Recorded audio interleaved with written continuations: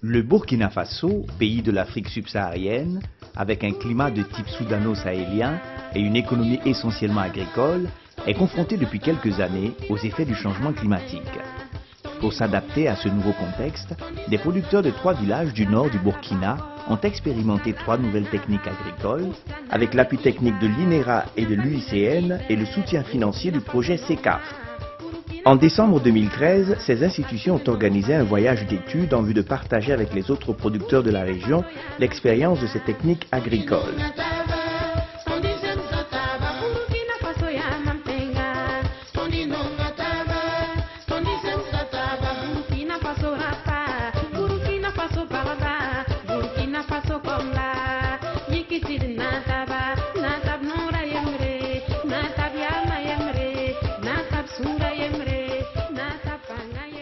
La première technique présentée par ce producteur originaire du village de Ziga est celle de la fosse compost. Il a eu recours à cette technique pour pallier la baisse de production constatée dans son champ ainsi que dans la majorité des champs du village. Pour construire une fosse fumière solide, il faut creuser dans le sol et construire avec des briques en pierre taillée et du ciment pour éviter les éboulements dus à l'eau de pluie. La construction renforcée avec du ciment et des pierres peut durer plus de 10 ans comparé à une fosse en banco dont la durée n'excède pas 3 ans. Une fois la fosse bien construite, il faut la remplir, couche après couche, avec des matériaux locaux tels que la bouse de vache, les résidus des étables, les ordures ménagères ou la paille de brousse, etc.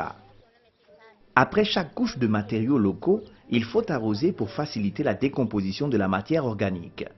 Il faut ensuite tasser chaque couche et penser à un certain moment à retourner pour que les couches supérieures soient en bas et les couches inférieures en haut. Tout cela assure une bonne décomposition des matériaux.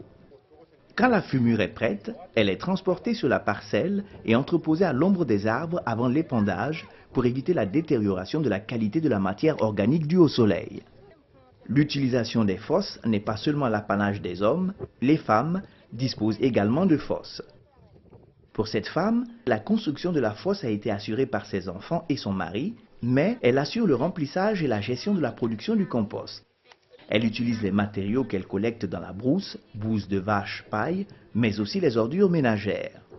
Les producteurs visiteurs posent des questions pour mieux comprendre la technique de construction des fosses compostées, comment les femmes peuvent s'impliquer dans la production de la fumure organique en utilisant les fosses fumières et les difficultés que rencontrent les femmes pour la gestion des fosses fumières dans un ménage.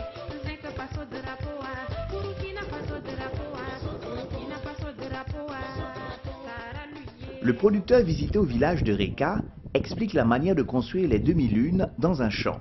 Pour préparer des demi-lunes, il faut un compas ouvert sur 2 mètres.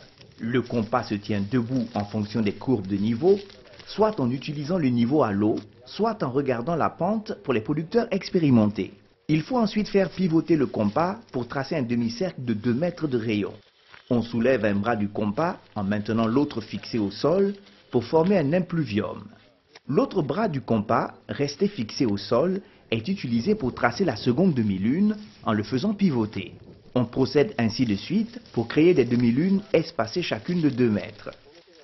Les 2 mètres constituent ce qu'on appelle les impluviums.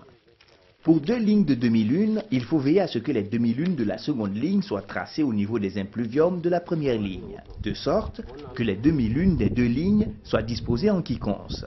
Cette disposition intercalée demi-lune et impluvium permet une bonne collecte des eaux. Après cette démonstration, les producteurs visiteurs essaient à leur tour de tracer les demi-lunes et posent des questions pour mieux comprendre la technique. Au village de Bilenga, les producteurs visités expliquent comment le sol était avant récupération, les raisons qui les ont amenés à récupérer et la manière dont ils ont procédé. La récupération de ce site a été basée sur un consensus des populations du village avec l'appui du projet PSA RTD. Il a fallu mettre en place une association dans le village et établir des règles de fonctionnement. Le projet a aidé à scarifier plus de 70 hectares de terre à récupérer à l'aide de la charrue Delfino et à produire des plants. L'association a bien entretenu les plants produits et mis en place des règles pour garantir le succès de l'opération de récupération de cette terre dégradée. Une fois que la récupération a atteint un certain niveau, les populations ont associé la pratique de l'agroforesterie. Ceci a permis à chaque ménage d'avoir entre un quart et un demi-hectare pour l'exploitation agricole, avec un cahier de charges accepté de tous les exploitants. Cette forme d'exploitation a permis d'assurer une présence humaine sur le site pour assurer en quelque sorte une surveillance de la récupération et un travail du sol régulier qui facilite la régénération des plantes et leur entretien.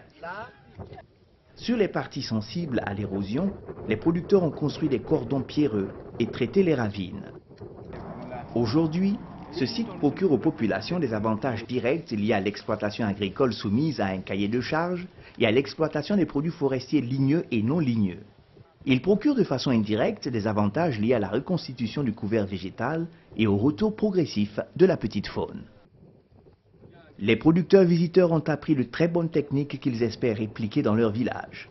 Mais ils reconnaissent cependant que la mise en œuvre de certaines de ces techniques nécessite un renforcement de leurs capacités techniques, organisationnelles et en matériel.